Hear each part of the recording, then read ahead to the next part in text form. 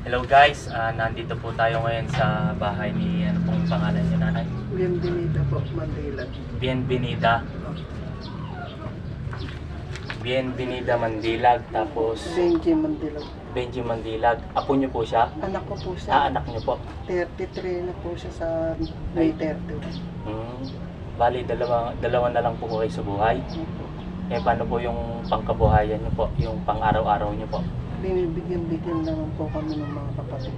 Ay, binibigyan na lang po. Sila po ang nagpatira dito sa amin dito. Ay, bali, parang nakitira na lang po kayo rito sa bahay po. Wala po nung namatay yung tatay niya. Dito na po kami pinatira.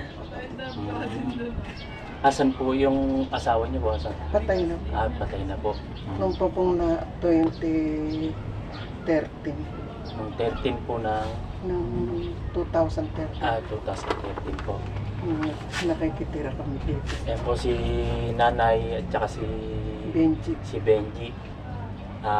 Kasi po nanay may na-request din po na puntahan nga daw po kayo. Kahit bigyan din po kayo ng kahit konting tulong. Opo. Sana po makatulong po ito. Naawa po kasi yung ako kong na sabi niya, mayroong vlogger ng Lola Eka, yan ko tayo, lapit kita. Baka sakaling mabigyan kayo ng tulong. Ito po, pansamantalang tulong lang po ito, nanay.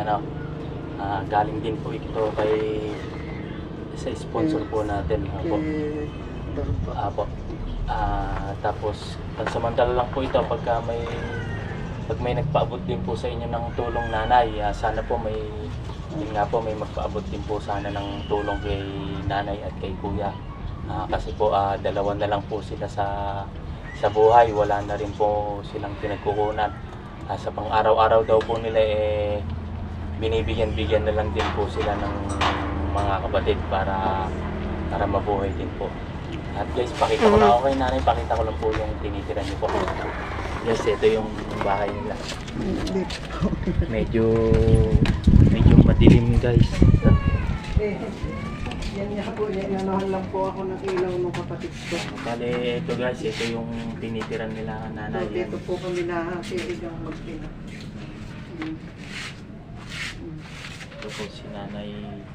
Naawa ka po ako sa anak ko Kasi pagka po wala kaming pagkain, titingin-tingin po siya.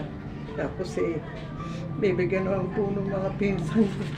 Saka yung apo ko po na nag-request sa inyo, yun na po tumutulong siya. Siguro po masyado pong naawa sa inyo. Opo.